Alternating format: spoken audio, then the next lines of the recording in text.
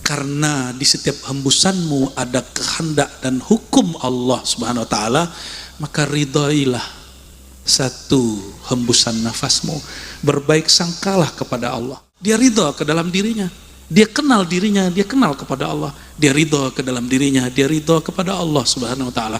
Maka ma'rifatun nafs babu ma'rifatillah, mengenal diri, ridho kepada diri, pintu mengenal Allah, awal meridai Allah Subhanahu wa ta'ala. Gak usah ngeluh.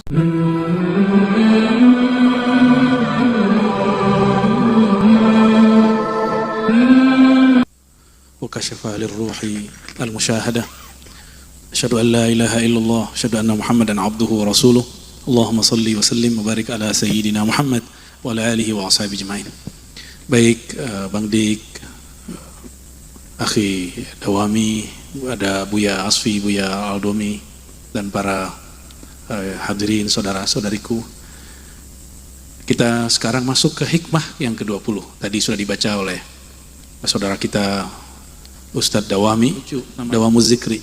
Jadi dia tidur aja zikir, Dawam Zikri, yang selalu berzikir, ya. Lagi makan juga zikir, ya. Lagi ngelamun juga zikir, kan namanya zikir. Yang dibaca oleh Dawamu Zikri, hikmah yang ke-20, ma'aradat himmatu salik. Tidaklah berkehendak seorang salik, berkeinginan, berangan-angan. Bang Di, kalau zikir berangan-angan melihat kegaiban nggak? Pasti pernah terlintas, benar nggak? Iya, dulu pernah. Oke, itu normal. Setiap orang berzikir, maka dia berharap melihat sesuatu dari dalam zikirnya. Jujur, begitu nggak semua? Ya, pengen itu disebut namanya mukasyafah. Apa arti mukasyafah? Penyingkapan tabir gaib. Kalau gaib itu disingkap, maka dia tidak gaib lagi, dia menjadi zahir. Maksudnya gimana? Nabi Muhammad SAW ketika disingkap tabir gaib, maka beliau melihatnya. Gaib bahasa Arab sudah menjadi bahasa Indonesia, gaib, sesuatu yang tidak tampak oleh kasat mata, tidak terdengar oleh telinga. Nabi SAW, beliau takbir Allahu Akbar, di saat itu diperjalankan melihat surga, lihat neraka. Maka disebut beliau mengakses atau disingkap tabir gaib. Karena surga itu gaib. Mala ainun ra'at wala udhunun sami'at wala khatara bibalil bashar. Tidak pernah dipandang oleh mata, tidak pernah terdengar oleh telinga, tidak pernah terbayangkan oleh pikiran. Namun Allah singkapkan kepada beliau. Penyingkapan itu bahasa Arabnya muka syafah, bukan muka lu. Muka syafah, dari kata kasyafa yukashifu muka syafatan. Biasanya para pejalan spiritual disebut salik atau murid, ini tergoda kalau zikir mengalami pengalaman-pengalaman rohani, mendengar suara-suara gaib.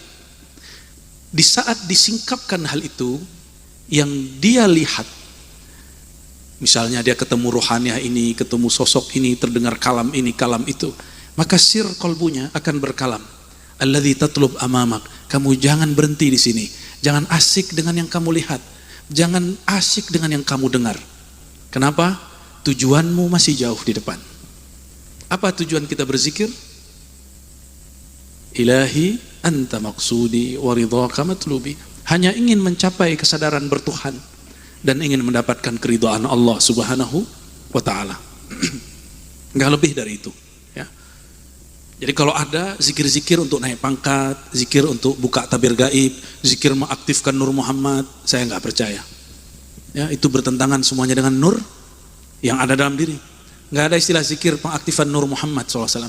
Nur Muhammad SAW ada di semua diri kita dan mengaktifkan hanya dengan ilmu. Hanya dengan ilmu. Maka zikir tanpa ilmu dihampa. Maka hanya diaktifkan dengan ilmu. Orang yang berilmu barulah ditalqin. Maka di ribat kita tidak mendahulukan bayat talqin, tapi kita mendahulukan berilmu dulu, ngaji dulu, belajar dulu, baru kemudian talqin zikir. Nanti kalau sudah terbukti pengorbanannya, mujahadahnya, bazul juhudnya, khidmatnya, baru di ujung kita bayat. Dan yang saya bayat belum banyak. Namun sesuai pesan Sidi Syekh Abdul Qadir Jilani, pengaktifan pembukaan kolbu itu dengan taubat dan talqin. Maka ini yang kita ambil. Beliau tidak mengatakan bayat. Jadi orang-orang yang mengaku dia adalah sang wasilah penghubung antara murid dengan Allah, dengan cara bayat, itu namanya iddia, ad-da'wah, ngaku-ngaku. Yang pantas begitu hanya Rasulullah SAW dan pewaris mutlaknya. Ya. Orang yang kita pandang dia, kita ingat kepada Allah Subhanahu Wa Taala. Orang yang kita pandang dia, kita teringat ajaran Nabi Muhammad SAW. Kalau sudah ketemu begitu, dialah orang pewaris Nabi Muhammad SAW. Dialah yang menghantarkan kepada Nur Muhammad SAW. Wala tabarrajat zawahirul mukawwanat. Jadi nanti dia akan melihat keajaiban-keajaiban. Ya. Mulai nanti Bang Dik, ya, doa berhenti hujan, minta hujan, turun hujan. Dia asik di situ. Ada orang datang minta naik pangkat. Ada yang mau jadi caleg. Akhirnya dia merasa, wah gua keren juga ya, sakti juga deh. Batin dia akan menegur. Apa kata batin dia? Innama nahnu fitnatun. Yang engkau rasakan itu, yang engkau lihat itu, yang engkau alami itu hanyalah fitnatun, ujian. Hanyalah pengacau. Fala takfur, jangan engkau menjadi kufur. Jangan hapus nur yang sudah ada sebelumnya. Jadi kufur bahasa Arab berarti menghapus. Yukaffirullah, artinya Allah menghapus sayyiat, keburukan-keburukan. Maka orang kafir, dia menghapus nur kepercayaan, keimanan di kalbunya, disebut dia kafir. Kufur nikmat, dia menghapus jasa-jasa Allah kepadanya. Jadi yang suka melupakan jasa orang, dia disebut kufur nikmat. Ya, na'udzubillah min dzalik. Kita zikir mau cari tenang, betul ya? Benar. Zikir mau cari tenang? Ya, benar. Iya Bang Dik. Iya, saya masih di situ ya. Oke. Biar hati saya selalu hadir atau Allah jatuh cintalah pada apa yang saya lakukan. Yakin? Enggak. Jadi orang yang berzikir cari tenang, Allah akan uji dia dengan gelisah. Karena tenang itu bukan Allah. Orang yang berzikir ingin damai, Allah akan berikan dia kegelisahan yang dahsyat. Sehingga nanti jiwanya tergoncang. Nanti jiwanya bertanya, saya zikir kok tambah gelisah. Maka ada 1-2 orang yang dia badannya memang sudah sakit-sakitan, lalu belajar kepada kami zikir itu sudah berapa tahun yang lalu sakitnya tambah banyak. Apa kata dia? Zikir ente enak, tapi kok penyakit aneh tambah banyak. Ya, saya katakan, kalau kamu meyakini zikirku yang membuat badan sakit, saya cabut talqin zikir detik ini juga. Ternyata masih sakit. Berarti sakitnya bukan dari zikir, ternyata dia punya masa lalu yang gelap. Ya, mirip-mirip Bang Dik inilah ya. 11-12. Akhirnya dia pun sadar dan kembali mengamalkan zikir. Alhamdulillah. Itu biasa waswas syaitan. Was-was syaitan. Nanti hati-hati teman-teman. Antum ikut satu majelis, itu ikut satu zikir, lalu rezekinya mulai seret, mulai kurang. Mulai proyek-proyeknya berkurang, mulai kesempatannya mengumpulkan rezeki berkurang. Lalu syaitan memberi was-was, tuh kan, kamu kalau ikut ngaji, pasti Allah uji kamu dengan kemiskinan. Hati-hati, ya, hati-hati. Inilah dimaksud oleh beliau tentang gangguan orang saat menuju Allah Subhanahu wa Ta'ala. Oleh karenanya Maulana Al-Imam Bahauddin Shah Naqsyaband yang kita sebut pendiri Tariqat Naqsyabandiyah berpesan, mulailah sulukmu dengan meluruskan tujuanmu hanya mencari ridha Allah. Ridha Allah itu apapun yang Allah mau kita terima. Allah kasih tenang kita terima, Allah tidak kasih tenang kita terima. Karena perintah berzikir bukan mencari ketenangan, namun faidah berzikir tenang. Faidah puasa sehat, tapi tujuan puasa apa? Menjadi hamba yang bertakwa. Maka hari ini jangan dibalik, tujuan puasa bukan sehat, tujuan puasa takwa. Maka kalau orang sehat dengan berpuasa, dia dapat faidah. Tujuan zikir menghambakan diri kepada Allah. Kalau dalam zikir dapat kesaktian, rezekinya lancar, badannya sehat, atau dapat ketenangan, itu bonus dari Allah Subhanahu wa Ta'ala. Seandainya bonus ini tidak diberi, zikir itu sudah cukup. Kenapa? Fazkuruni azkurkum. Sebutlah aku. Sebelum engkau menyebutku, aku sudah menyebut namamu. Ana ma'ahu idza dzakarani. Hadis Imam Bukhari, hadis qudsi, hadis sahih. Allah berfirman, aku bersamanya jika dia menyebut mengingatku. Nah, jadi talqin zikir itu memberikan tata cara, teknik praktis, cara mengingat dan menyebut Allah Subhanahu wa Ta'ala, ya. Jadi teman-teman yang belum talqin segera cari mursyid untuk talqin. Tidak mesti diribat. Diribat agak sedikit berproses. Kita tidak mengobrol talqin. Bang Dik ini setahun, 2 tahun baru saya talqin. Tapi sekali ditalqin dia ngorok. Bang Do melihat dia ngorok, tapi dia ngerasa dia berzikir. Maka saya katakan, Bang Dik, selamat, engkau merasakan walaupun hanya sedetik atau berapa detik atau berapa menit dari yang pernah Nabi rasakan. Mataku tertidur, kolbuku tidak tertidur. Nabi SAW pernah mengatakan itu. Itu salah satu nur Nabi Muhammad SAW yang masih hidup di dalam diri orang-orang yang mengikuti sunnah Nabi Muhammad SAW. Ya, semoga nurnya masih ada dan selalu diamalkan setiap malam. Ya, baik. Lanjut hikmah ke-21. Maaf Bu ya, boleh potong sedikit ya, mohon izin. Potong berapa persen? Bu ya, intinya kan jadi agama itu tidak mendidik kita menjadi sakti tapi bening hati. Nah, ketika ada seseorang seperti Buya, seorang guru, tiba-tiba diberikan ilmu mukasafah, tapi kamera on. Artinya gini, Anda kelak menjadi direktur, saya melihat ke depan, gitu loh. Tapi ada kamera, entah duit diselipin di mana gitu. Bahkan ada bilang dia akan menang karena dia calon imam titik-titik gitu. Perlu dijelasin. Masalahnya, bolehkah ketika kita diberikan mukasafah ini menjadi konten? Sekarang lagi heboh nih kan? Nah, Bu ya. Gimana? Apakah itu mukasafah jadi konten? Ya urusan dia. Mukasafah itu mirip dengan ijtihad, tapi ijtihad rohani.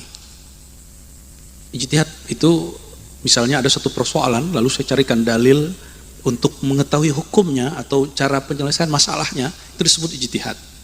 Nah, di dalam rohani ada namanya mujahadah. Seorang pesuluk dia bermujahadah, maka Allah berikan mukasyafah. Dia buka. Apabila dia buka, bolehkah dijadikan konten? Itu urusan dia. Jika dia ingin menjadi orang yang amanah memegang rahasia Allah, maka jangan bagi. Karena saya seorang hamba tidak pernah mau membagi rahasia kepada orang yang ember. Tahu ember? Yang suka menceritakan rahasia. Mukasyafah itu rahasia yang Allah buka. Allah buka ke seorang hamba dan hamba itu diuji. Apakah engkau membeberkan rahasiaku atau engkau menyimpannya dengan baik lalu mengkhabarkan orang yang pantas mendengarnya? Jadi itu urusan dia. Secara hukum fikih itu lain ya, tergantung kontennya isinya apa. Jika isinya berseberangan dengan hukum syariat, itu baru haram. Tapi jika tidak, hanya pengalaman rohani, itu urusan dia. Namun saya pastikan orang itu setelah itu tidak akan diberikan rahasia-rahasia yang asli. Dia hanya diberikan bumbu-bumbu tapi yang dibesar-besarkan. Bahkan bisa jadi bukan lagi mukasyafah ilahiyah, bukan lagi dari Allah, tapi dari hawa nafsunya sendiri. Nauzubillah min dzalik. Jadi dia ngarang. Dan itu banyak. Ya, banyak sekali orang yang mengarang. Ini yang disebut halu. Jadi nggak usah sok-sok mengajarkan orang-orang tarekat tentang halu. Orang tarekat paling mengerti mana halu, mana mukasyafah, mana itu musyahadah. Basic ngaji tasawuf di situ.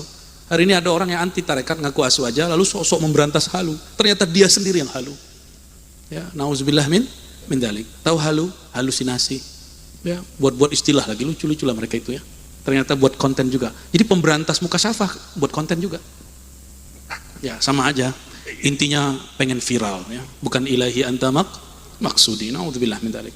Secara rohaninya. Jadi buku yang ada itu bukan terjemahan harfiah, itu terjemahan versi thoriqahnya. Ya, silakan dibaca.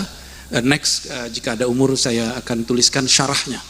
Ini baru terjemahan maknawi ya. Menuntut Allah. Nah, punya tuntutan enggak kepada Allah? Bang Dik, banyak. Itu tanda orang enggak kenal Allah. Allah tahu gak hajat kita? Dan Allah sebelum kita mengenal hajat kita, Allah sudah menyediakan hajat itu. Maka bedakan hajat dengan angan-angan. Ini yang jomblo-jomblo, berhajat nikah atau berangan-angan nikah, itu beda.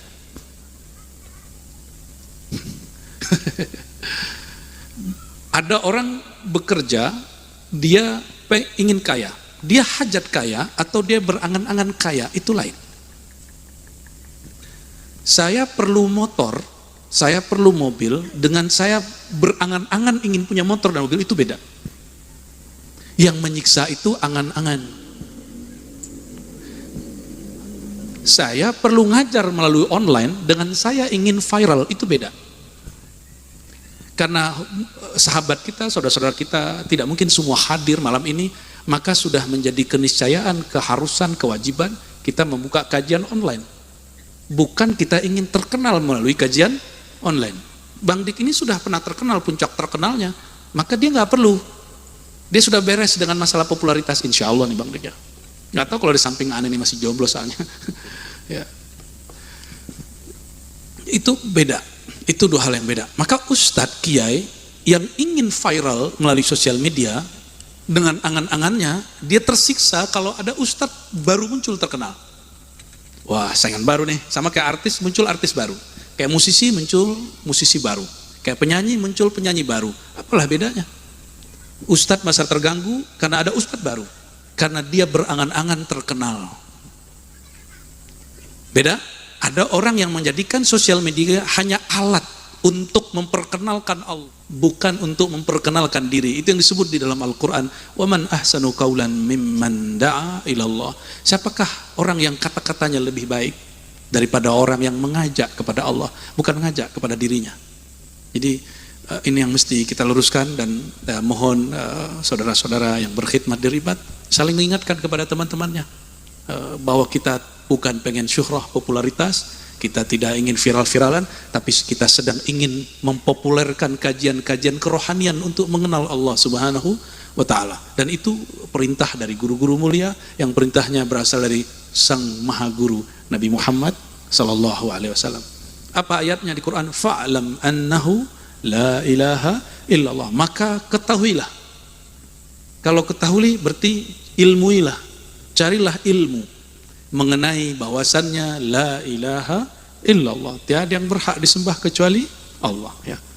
Mesti dicari ilmu itu. Oke. Nah, talabuka minhu, engkau menuntut Allah, tuntutanmu kepada Allah, tanda engkau menuduhnya tidak menjamin hidupmu. Masih punya tuntutan kepada Allah? Masih banyak? Malam ini harus berubah loh ya. Jangan banyak tuntutan. Bahkan jangan, kalau perlu tidak ada tuntutan kepada Allah.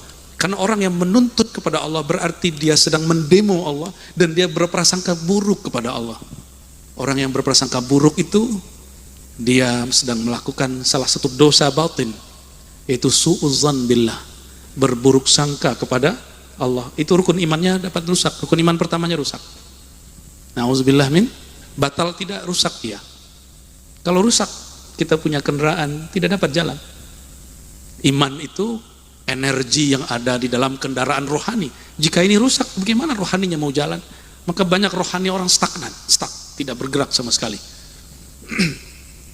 Talabuka lahu ghaibatun minka anhu. Apa terjemahannya di situ? Desakanmu mendesak Allah supaya mengijabah segera. Ya Allah, tolong segera gitu ya. Itu tanda kita gaib, tidak hadir hati kepada Allah. Allah itu mengijabah, menjawab setiap doa, namun jawaban itu baru direalisasikan tergantung ilmunya, bukan ilmu kita. Sesuai kebaikan menurutnya, bukan kebaikan menurut kita. Sesuai kemauannya, bukan kemauan kita. Maka kalau saya doa, ya Allah berhentikan hujan, itu bukan karena keinginan saya hujannya berhenti, tapi karena Allah berkenan. Jadi kalau ada orang belagu mengatakan, saya doa, saya tunjuk langit berhenti, hebat bener ente, ya. Yang boleh begitu hanya Rasulullah SAW atau orang yang fana fi Rasulullah SAW.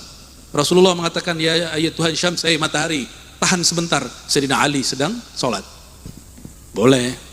Makanya Syekh Ali Jum'ah dalam Hizib Bahar menambahkan, ya, kama sakharta syamsa wal qamar li Sayyidina Muhammad SAW. Ya Allah, tundukkan matahari dan rembulan kepada kami sebagaimana Engkau tundukkan kepada Nabi Muhammad sallallahu alaihi wasallam, ya. Udah mendesak Allah, kecewa. Saya ini coba bertuhan kepada Allah, ternyata Allah ini tidak ada. Ngomongnya begitu. Kenapa? Aku mohon sesuatu dan permohonanku tidak diberi. Ketika orang tua tidak memberi suatu permohonan anak, apakah orang tuanya tiada? Bang Dik masih orang tua tuh, masih punya anak. Apakah semua keinginan anak dikasih? Kalau ketika tidak dikasih, apakah Bang Dik tiada? Maka orang-orang yang ateis mengatakan, Allah itu tidak ada, saya minta kok, dia nggak jawab. Itu orang jahilun murakkab. Kejahilannya sangat terstruktur dan sulit sekali untuk meluruskan orang-orang begini, ya. Nauzubillah min dzalik. Karena dia sudah putus asa, maka dia mencari selain Allah. Engkau punya tuntutan kepada selainnya, tanda engkau tidak tahu malu. Karena selama ini hidupmu dijamin Allah, sekarang engkau mencari tempat mengadu kepada selain Allah. Itu sebabnya ngadu kepada dukun, ngadu ke kuburan. Kita ziarah kubur bukan ngadu ke kubur loh ya. Kita ke kuburan bukan mengadu kepada kuburan.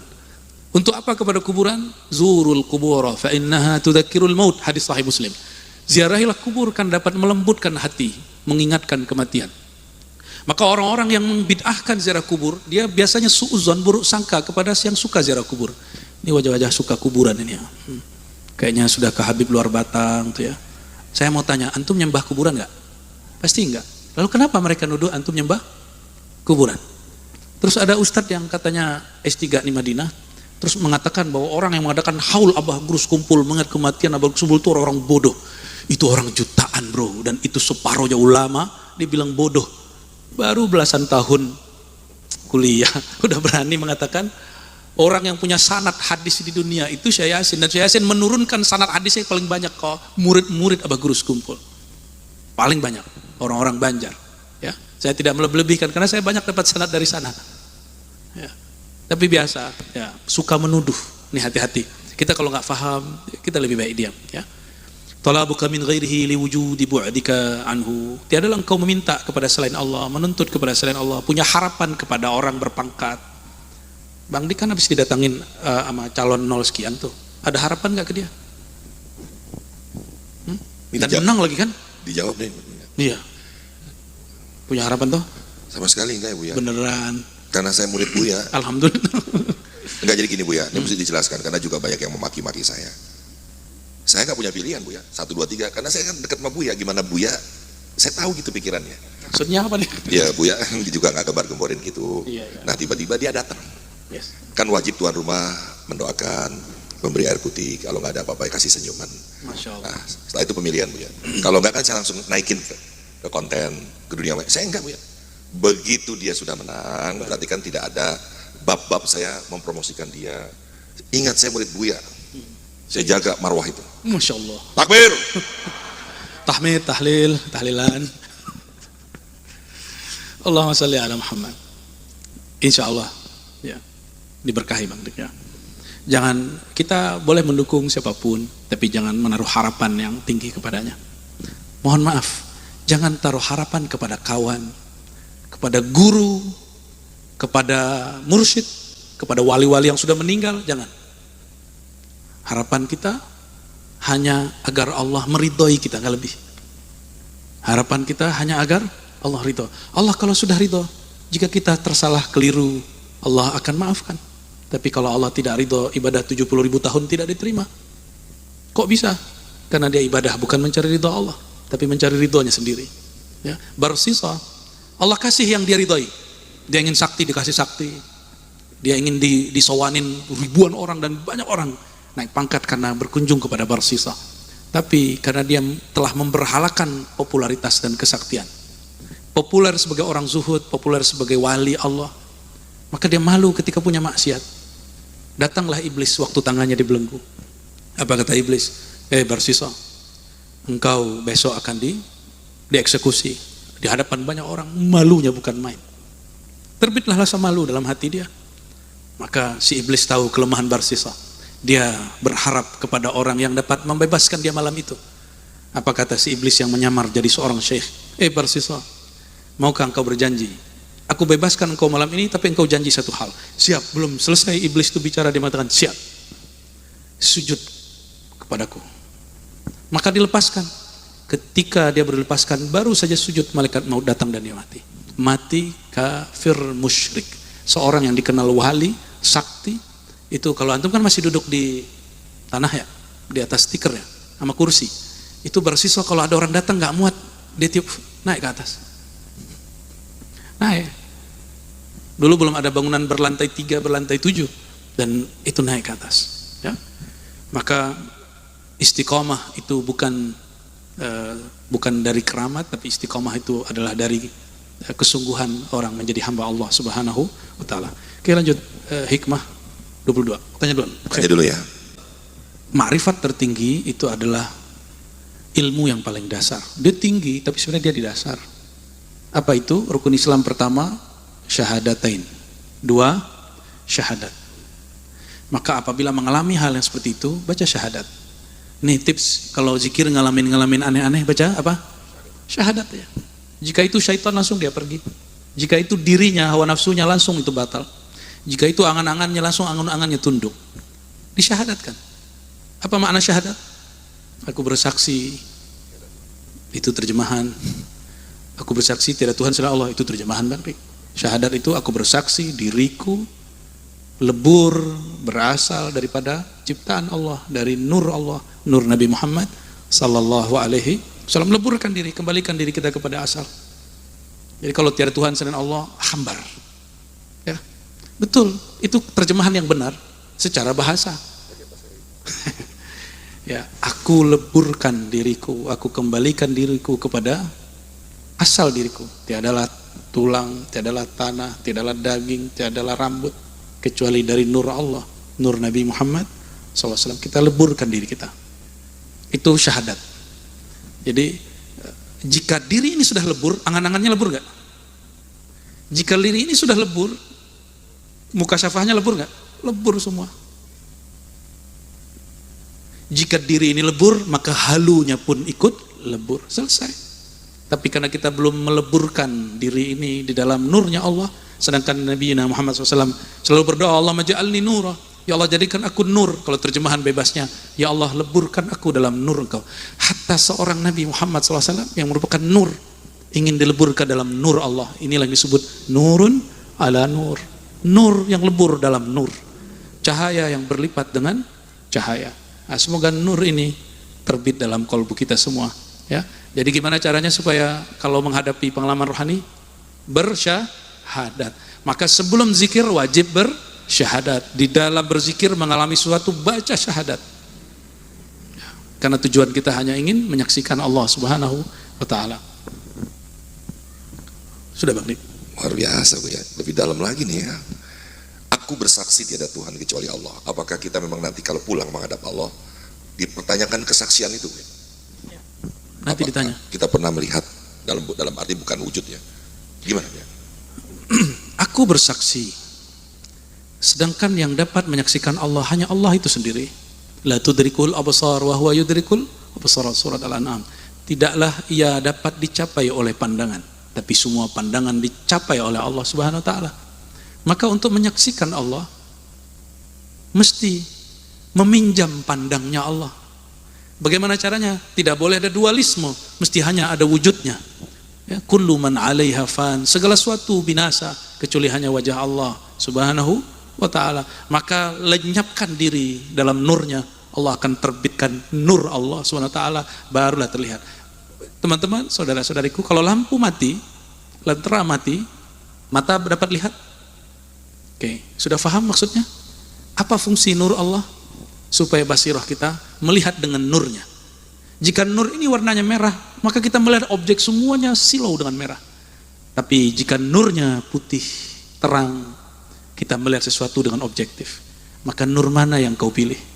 Nur syaitan, nar, atau nurullah Subhanahu wa Ta'ala? Sekarang banyak yang majhul ini jadi ustadz. Orang gak kenal dia ngaji sama siapa, sanatnya kemana, silsilah ilmunya ke siapa, dan buat konten-konten keagamaan. Ya lucu sih ya. Kita sering juga disentil-sentil, tapi bagi saya ngapain saya ngurusin netizen, youtuber itu, karena kita gak ada urusan mau terkenal. Dia mau terkenal, masa kita harus apple to apple sama dia? Ya, gak ada urusan. Namun kalau ada orang mengatakan kita harus minta, karena Allah tempat meminta. Oke, Allah tempat meminta, itu terjemahannya sudah diganti bro. Itu kekeliruan dalam menerjemahkan Allahus Samad. Terjemahan lama, Allahus Samad, Allah tempat meminta. Tapi sudah direvisi, silakan cek revisinya. Karena tidak sesuai dengan tafsir ulama-ulama yang mu'tabar. Yang baru yang Allah tempat kita bergantung. Menggantungkan harapan yang hakiki. Bukan menuntut apa-apa lagi. Jadi berdoa itu bukan karena kita mengingatkan Allah itu lupa dengan keperluan kita. Allah pernah lupa nggak dengan keperluan antum ini? Kalau pernah berarti batal syahadatnya. Batal syahadatnya. Karena syahadat itu mencakup aku bersaksi bahwa tiada yang maha mengetahui kecuali Allah, yang pengetahuannya tidak ada sabab. Tidak melalui pengetahuan manusia yang terjadi dulu baru tahu, diberitahu dulu baru tahu, tidak. Allah pengetahuannya disebut ilmuhu qadim. Coba hafalkan.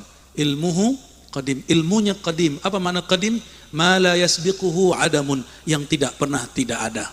Selalu ada. Kita belum ada, Allah sudah tahu. Oleh karenanya, sebelum bandik doa, Allah sudah tahu belum yang diminta? Sudah. Terus doa itu mengingatkan Allah, mereminder Allah, atau sebenarnya menghambakan diri kepada Allah? Mana yang tepat? Menghambakan diri kepada Allah. Jadi doa dalam ilmu kemakrifatan yang Nabi ajarkan, Nabi Muhammad SAW, yang disebut ad-doa mukhul ibadah. Ini pakai hadis. Doa itu otak dari penghambaan, inti dari penghambaan. Coba hadisnya apa? Ad-doa mukhul ibadah. Kalau terjemahan orang kebanyakan doa itu otak ibadah. Itu belum menerjemah, karena kata ibadah belum diterjemahkan.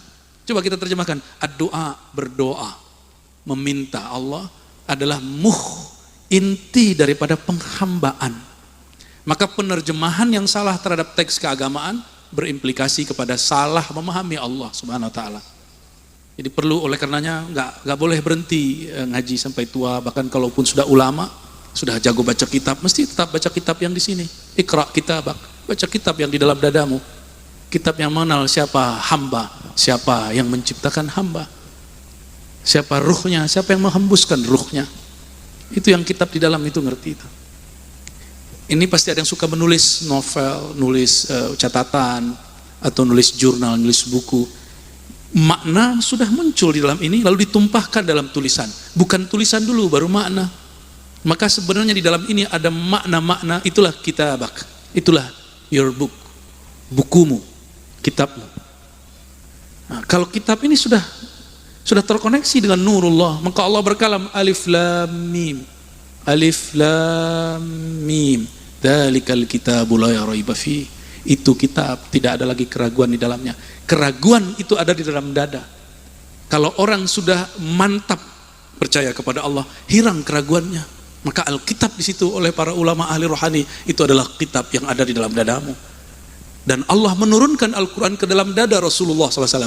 Kalau yang ada kita pegang itu lembaran kertas mushaf, bukan Al-Quran yang hakiki. Al-Quran hakiki turun kepada kolbu baginda Nabi Muhammad SAW dan diwariskan kepada kolbu sahabat radhiyallahu taala anhum, lalu kepada ulama sampai hari ini. Semoga kolbu kita kebagian, walaupun gak banyak ya. Mesti ada bagiannya. Dan orang sukses di dunia akhirat tergantung berapa ayat dia baca setiap malam. Maka orang yang baca 10 ayat dia ya ahli ibadah biasa. Jika dia baca 100 ayat, itu konglomerat dunia akhirat. Maka ada satu riwayat di Tabrani, saya ingat siapa yang membaca 100 ayat malam hari, fahuwa minal muqantarin, maka dia itu orang kaya karena menyimpan qintarah. Qintarah ini isinya emas. Jika dizahirkan jadi emas, jika dibatinkan menjadi ilmu. Lebih mahal mana, ilmu atau emas? Atau si emas yang berilmu?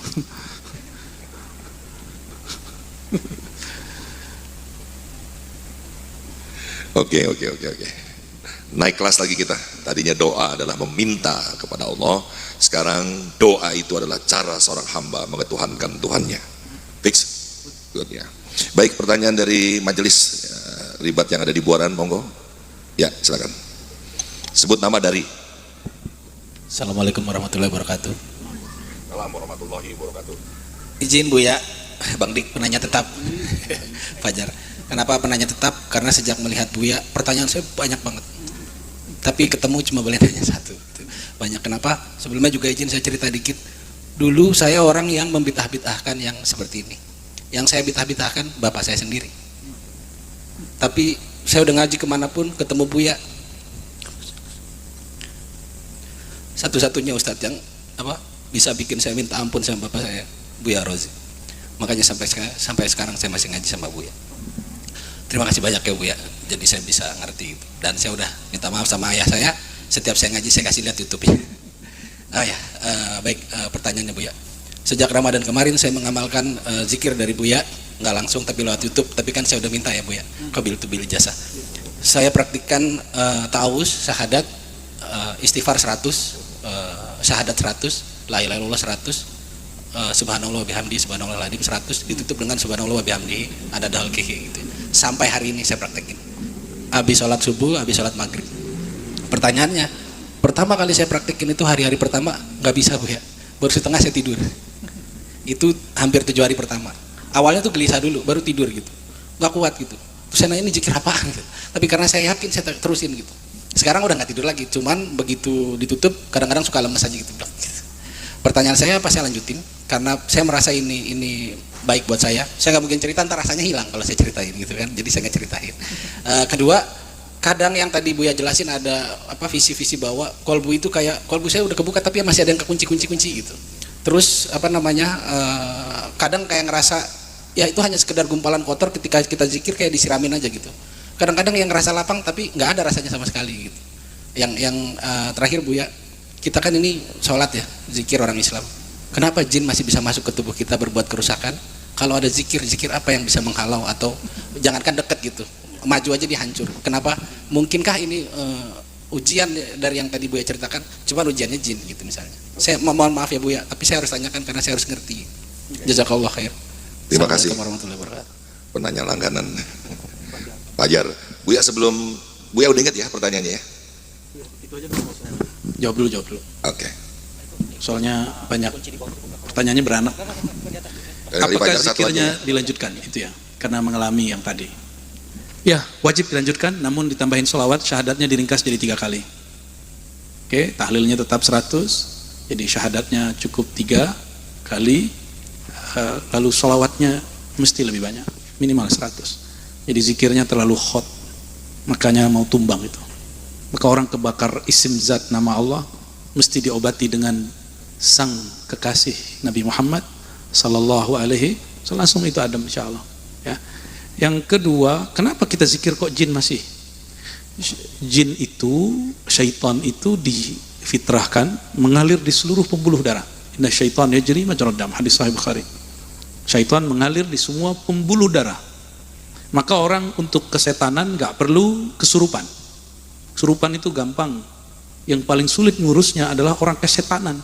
Karena setan itu suka memberi was-was. Dan dia jika sudah menulis di sosial medianya atau berkalam di channelnya atau berceramah, berkata-kata ke komunitasnya, itu kata-katanya membuat orang was-was dan terprovokasi.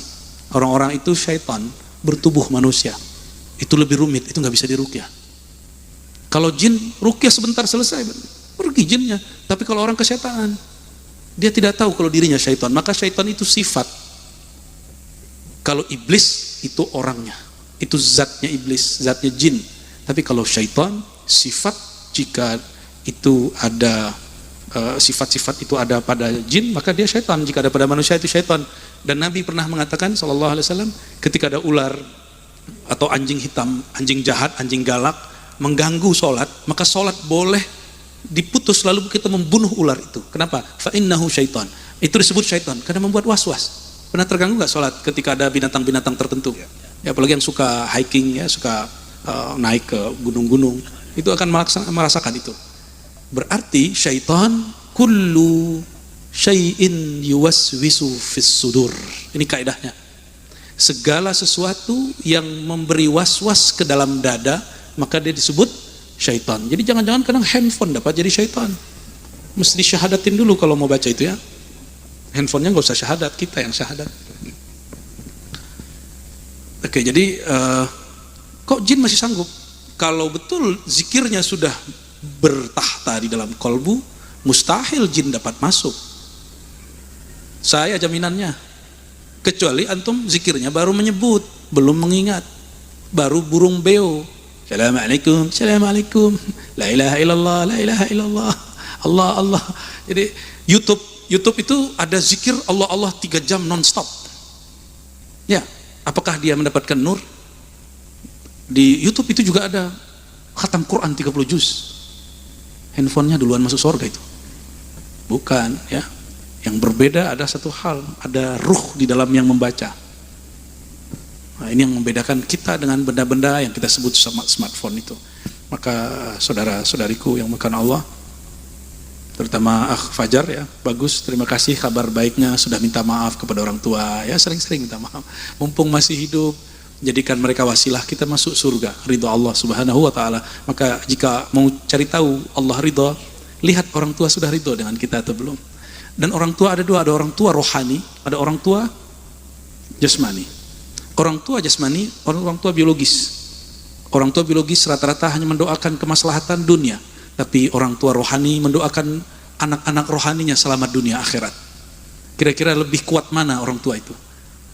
Ya, maka kita kalau bertemu orang tua rohani, kita kasih tempat dia yang tinggi, kita muliakan dia, meskipun secara fisik mungkin umur dia masih lebih kecil dari kita, tapi batin dia lebih tua daripada kita. Ya, jangan malu kalau ketemu orang begitu. Mampu menahan ego, memukul ego, kita sudah menang melawan diri. Ya, barangkali itu ya. Baik, Fajar. Buya kan tadi pertama Buya itu dipuji ya, awalnya Fajar itu ya.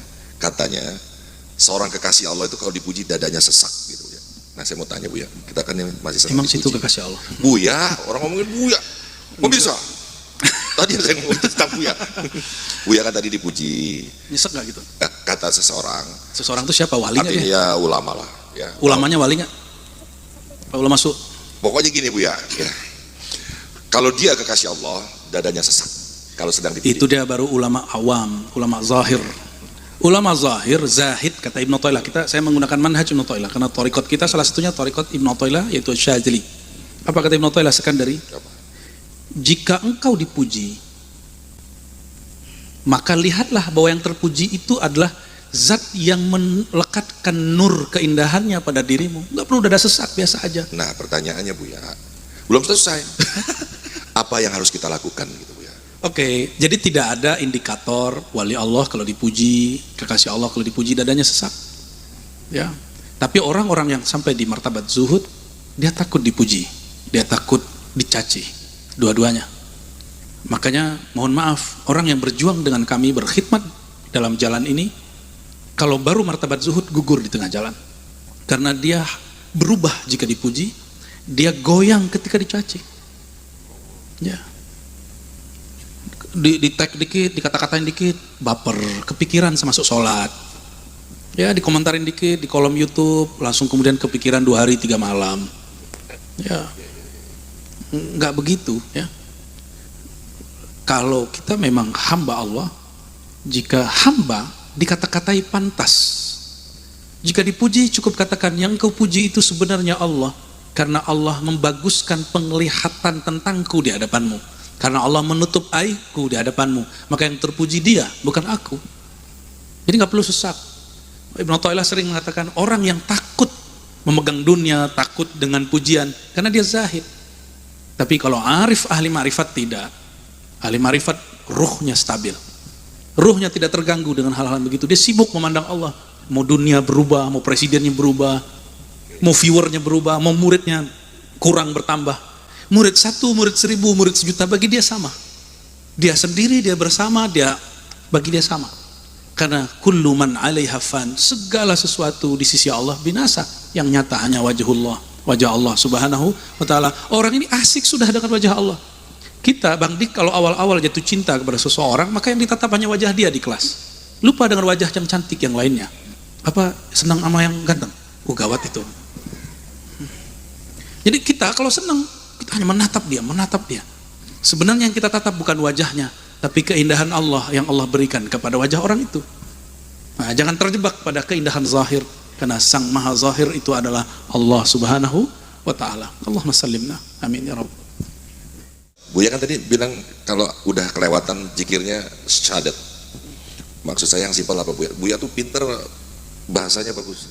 Sesungguhnya bukanlah saya yang pantas. Orang kan nggak bisa begitu Buya. Apa ada zikirnya? Berarti dia bukan orang. Apa kita langsung istighfar gitu gimana Buya? Enggak, syahadat aja, asyhadu an la ilaha illallah gitu. Ya. Luar biasa. Aku bersaksi. Termasuk yang dipuji. Ya, aku bersaksi tiadalah diriku kecuali hamba Allah. Oke. Tiadalah diriku kecuali dicipta dari nurullah. Begitu aja. Terima kasih Buya. Penting nih pemirsa. Ribat bagi saya apalagi karena saya tuh suka di atas panggung, banyak pujian. Jadi saya sekarang udah mengerti. Jadi nggak perlu sesak. Nanti disuruh nyanyi nggak bisa nyanyi, sesak dadanya. Terima kasih Buya. Kita buka lembaran lagi dari Al-Hikam ke makna yang berikut lagi. Ada pertanyaan dari perempuan? Oh, oke, maaf. Silakan. Assalamualaikum. Waalaikumsalam warahmatullahi wabarakatuh. Saya Jessica dari Malaysia. Selamat datang. Terima kasih. Selamat tiba. Naik tiba. Okey, Abuya, saya ada soalan yang berkaitan dengan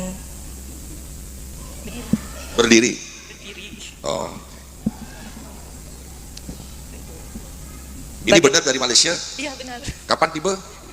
Sudah seminggu. Seminggu. Ya. Kapan pulang? Isnin. Oh, Senin. Baik. Salam buat Ipin Upin kata Buya. InsyaAllah. Okey, soalan saya, bagaimanakah membezakan sesuatu permintaan itu satu ibadah dan bukan semata-mata tuntutan yang berakhir dengan suuzon pada Allah? Terima kasih. Luar biasa pertanyaannya. Soalan-soalan bukan pertanyaan. Baik, Jess ya. Apa indikator barangkali begitu, tanda-tanda bahwa permohonan kita, doa kita adalah penghambaan, bukan berujung kepada tuntutan yang membuat kita berprasangka kepada Allah. Ciri-cirinya sederhana saja, bahwa dia ketika berdoa, sebelum berdoa, dia sadar Allah sudah tahu apa yang akan dia minta. Sebelum Bang Dik berdoa, Bang Dik meyakini, ya Allah yang maha tahu, engkau sudah tahu apa yang akan aku minta. Namun karena aku hambamu, aku ingin bermanja-manja kepadamu. Maka doa itu bermanja-manja. Dan Allah senang dengan hamba yang bermanja. Inilah sebabnya kenapa malaikat Nabi Allah tahan. Apa kata Allah? Wahai malaikatku, biarkan mereka bermanja-manja. Karena aku senang mendengarkan suara-suara kemanjaan mereka. Ya. Jadi Allah itu dalam satu sisi sangat feminim, dalam sisi lain sangat maskulin. Karena dua sifat ini bersumber dari jamal dan jalalnya Allah subhanahu wa ta'ala. Tapi Allah bukan feminim, Allah tidak maskulin. Ya, itu hanya pancaran dari jamal dan jalalnya Allah subhanahu wa ta'ala. Dan yang kedua, ini yang paling penting. Hati tetap tenang setelah berdoa, meskipun yang dipinta, yang dituntut belum kunjung juga datang. Kenapa? Karena si hamba sudah tahu, apapun yang aku minta, Allah tahu kapan dia memberikannya. Jadi Allah nggak pernah salah ngasih. Jadi kayak di antara antum nih pasti ada yang pengen beli motor, beli mobil, beli rumah, tapi belum saatnya, maka belum dapat walaupun sudah minta. Kapan akan terwujud? Jika Allah memandangnya pantas. Maka Allah sering memberikan simulasi kepada hamba. Hamba itu disuruh berdoa, tapi permintaannya masih ditahan di atas langit. Supaya apa? Supaya si hamba ini tetap bermanja-manja kepada Allah subhanahu wa ta'ala. Maka bermanja-manja itu bagian dari nikmat yang tidak ada kalau orang itu diberikan kenikmatan. Dia akan berhenti, dia akan ngomong ini, wah keren juga ya, ini kalau doa langsung Allah ijabah, besok dia gak doa lagi, khawatir nanti doa ini dijabah lagi. Enggak ya, benar. Jadi itu dua indikator daripada doa dia adalah ibadah, penghambaan, bukan doa dia menuntut dan berprasangka. Ya, wallahu a'lam bishawab. Ya. Baik, terima kasih Buya. Buya, tolong inspirasi dari teman Malaysia. Tolong kalau saya salah Buya, saya tidak maksud ada memuliakan diri sendiri. Jadi gini Buya, ada orang pezina, dia menikah, jadi sakinah mawaddah warahmah. Karena Allah pengasih. Ada orang pelit, jarang sedekah, bisa jadi kaya raya Buya, karena Allah pengasih. Katanya Buya, orang yang duduk seperti ini nih Buya di majelis, Allah tuh maha penyayang, tidak semua diberi untuk datang ke majelis. Dan mohon izin Buya, bukan berarti kita mulia, karena yang dari Malaysia bisa datang ke sini Buya. Tapi yang di sekitar, yang sudah mengenal kita ngaji di sini, saya ingin tahu apa benar pendapat. Jangan gitu Bang Dik. Enggak, saya mau nanya, makanya kalau salah. Itu salah Bang Dik. Tapi ada benarnya. Lah, gimana sih Buya? Tolong diedit ya. Saya dulu berpikir majelis saya ini mulia di sisi Allah. Sebentar Buya, bukan majelis ini aja, semua majelis. Masih koma. Edit lagi. Saya dulu berpikir majelis saya itu harum oleh malaikat-malaikat Allah. Bahkan saya menganggap bahwa orang-orang yang datang ini orang pilihan. Tapi ternyata kalimat ini ada talbis iblis di dalamnya. Ada jebakan-jebakan iblis. Kalau saya menganggap orang yang datang ini terpilih, lalu saya di atas terpilih dong. itu jebakan yang luar biasa. Saya akan merasa lebih tinggi dari jamaah. Kalau Bang Dik mengatakan yang jauh aja datang, yang dekat sini, berarti Bang Dik sedang ngejekin tetangga kita. Begitukah? Mau musuhannya sama orang luaran? Salah lagi, bukan begitu maksudnya. Iya, jadi teman-teman, kajian tasawuf itu memang jodoh dan panggilan kolbu. Bukan masalah hidayah, tidak hidayah. Di sekitar ini banyak orang yang sholat, dia punya jalan sendiri. Barangkali dia jalannya bukan melalui Ibnu Athaillah Sekandari, mungkin melalui kitab yang lain. Maka di Ribat Buya Aldomi kita minta untuk mengulang kembali kajian kitab Sirrul Asrar yang diwariskan Sayyidi Syekh Abdul Qadir Jilani. Buya Aldomi juga kita minta untuk membedah kitab Al-Bahrul Madid, ya, Ibn Ajibah, penafsir dari kalangan Thariqat Syaziliyah. Buya Asfi kita minta membedah kitab-kitab Imam Sya'rani yang juga berthariqah banyak. Kenapa? Karena kita ingin menjadikan Ribat itu lab ilmu pengetahuan daripada thariqah. Kita tidak fanatis kepada satu thariqah, tapi kita tetap berthariqah. Ya, jadi bukan untuk meluruskan Bang Dik, tapi untuk meluruskan diri saya, Bang Dik. Jadi orang-orang yang hadir ini hanya panggilan, bukan berarti yang tidak hadir tidak terpanggil. Itu beda selera aja. Beda apa? Beda selera. Jadi ada yang dia ngenaknya dengan hikam, ada yang ngenaknya dengan kajian-kajian membid'ahkan orang. Ya, betul nggak? Dia kalau ngaji nggak ada kata bid'ah, itu dia nggak mau datang. Berarti panggilan dia kata itu. Ada yang tadi takbir. Dengan begitu dia semangat. Itu masalah selera aja, dan kita tidak mengatakan yang majelis ini dapat dia, yang sunnah tidak. Itu urusan dia. Ya, siapa tahu jalan-jalan yang tadi ini menu kolbu, menu yang kira-kira siapa tahu dapat menuntun kepada Allah SWT. Ya, siapa tahu ini mantan-mantan yang suka beda-bedain orang. Ya, Mas Fajar inilah. Ya, wajahnya kan wajah bid'ah, nggak pernah ada di zaman Rasulullah SAW. Nggak lucu Bang Dik. Dah beres bab itu ya. Emang Buya nih walaupun masih muda, jauh dari saya, kedewasaannya luar biasa. Saya tuh kalau mempertanyakan ini Buya, karena saya mendapat satu fadilah, lalu saya tanyakan kepada guru saya. Baik, berikutnya kita akan buka halaman berikutnya lagi. Silakan, satu lagi. Al-hikmatu tsaniyatu wal 'ishrun, hikmah yang ke-22. Ma min nafasin tubdihi illa walahu qadarun fika yumdihi. Tiadalah nafas yang engkau hembuskan itu melainkan berlaku di dalamnya suatu takdir. Oke, ini akidah Ahlus Sunnah, bahwa takdir itu detik per detik, bahkan jika satu detik itu bisa dibagi, itu berlaku di sana hukum takdir. Apa makna takdir? Apa makna takdir? Qaddara yuqaddiru takdiran. Allah dengan kudratnya menguasai sesuatu, menguasai hambanya. Maka penguasaan Allah terhadap satu hamba, muncullah hukum-hukum dan kehendak-kehendak.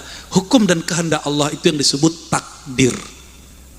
Bukan seperti yang dikatakan si mu'allaf itu, yang jadi ustadz itu, bahwa kalau kita sudah tidak sanggup baru takdir. Enak bener ente ngomong, ya.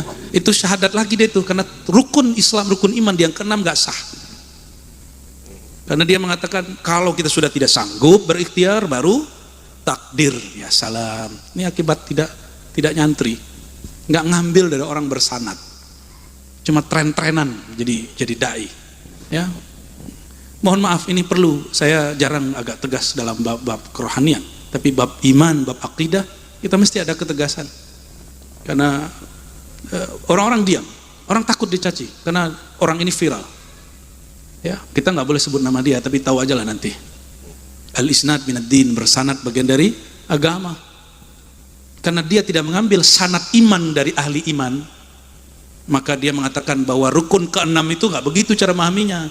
Bang Dik, kalau sudah tidak sanggup baru serahkan kepada takdir. Bukan begitu. Itu pemahaman saya waktu SD. Ketika saya talaqi akidah Ahlus Sunnah kepada masyayikh, ternyata nggak begitu. Inilah kalimat. Tiadalah nafas yang engkau hembuskan, keluarkan, kecuali detik per detik satu hembusan berlaku kehendak hukum Allah Subhanahu wa ta'ala, bernama takdir. Kalau Allah berkehendak, maka semua kehendaknya baik. Yang buruk itu persepsi hamba. Yang buruk itu persepsi hamba. Mungkinkah Allah menghendaki sesuatu yang buruk? Tidak. Buruk itu persepsi hamba. Maka Allah menciptakan dua persepsi pada diri hamba, baik dan buruk. Tinggal dia memilih. sedangkan Allah selalu baik. Maka Allah menciptakan dan baik dan buruk, lemah dan kuat. Ya, ini tolong hati-hati hari ini, ambil agama dari orang yang bersanad, ya, bersilsilah, berisnad kepada Rasulullah Sallallahu Alaihi Wasallam. Ya, jangan cuma dari potongan-potongan YouTube. Ya, itu kalau dulu orang ambil dari Google, jadi kalau debat sama kita, link Google-nya dikasih semua. Itu masih ingat 10 tahun lalu.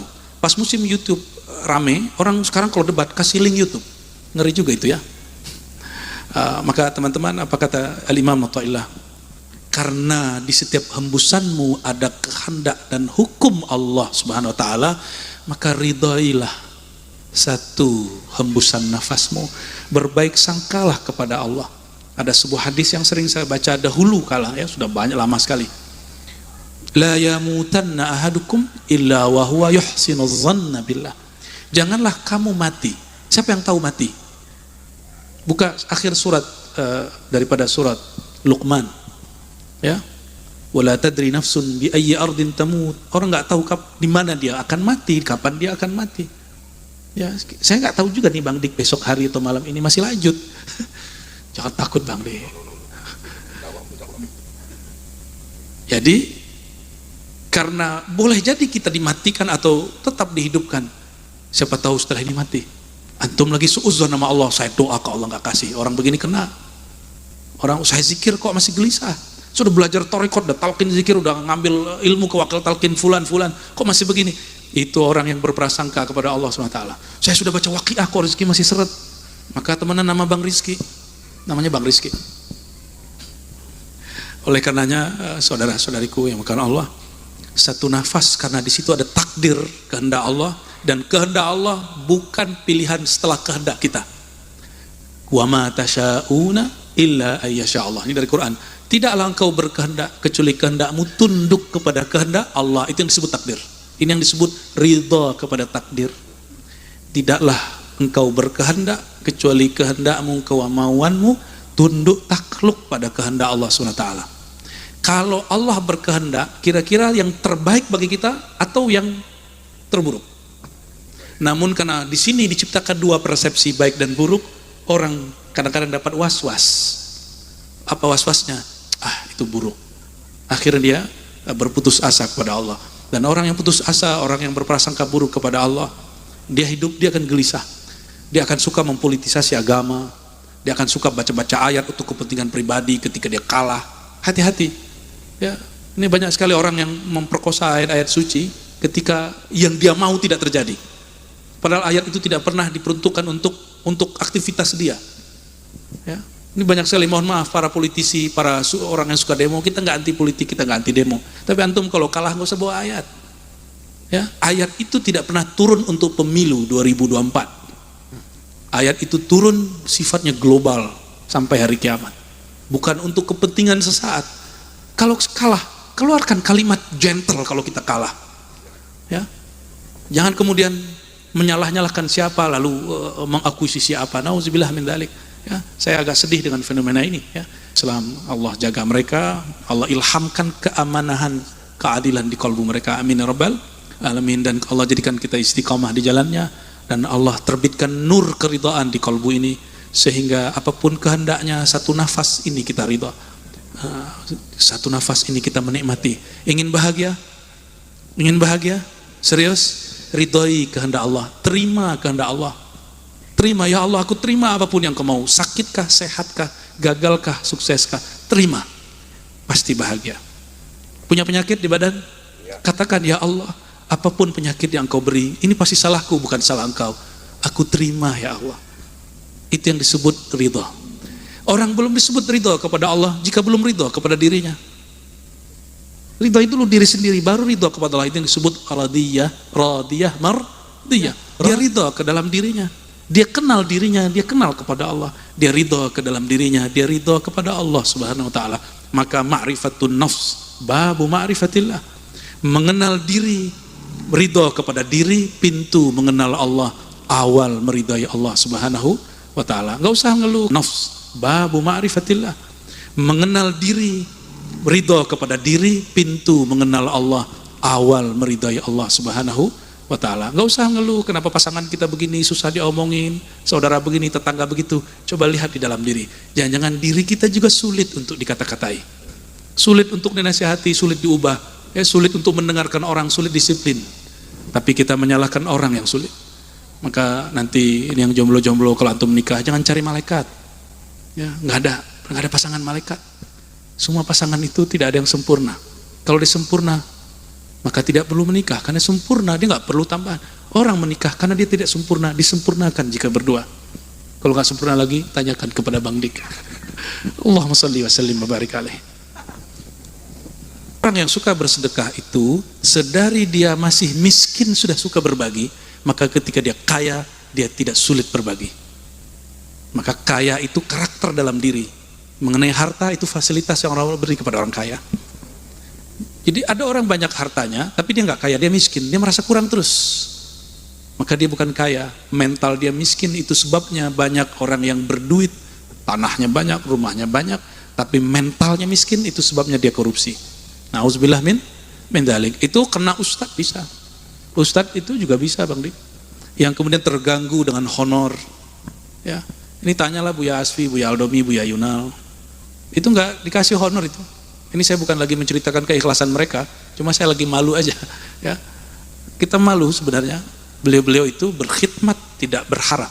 Loh kok ada orang datang ngaji berharap aneh-aneh gitu. Ya, berharap melihat alam gaib lah. Ya, berharap ini itulah macam-macam ya.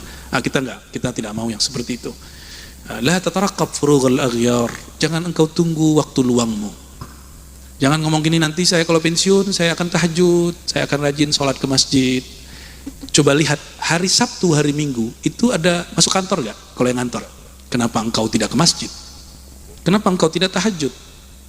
Tapi engkau bisa datang ke kafe yang jauh, ke puncak yang sulit, ke pantai yang ribet.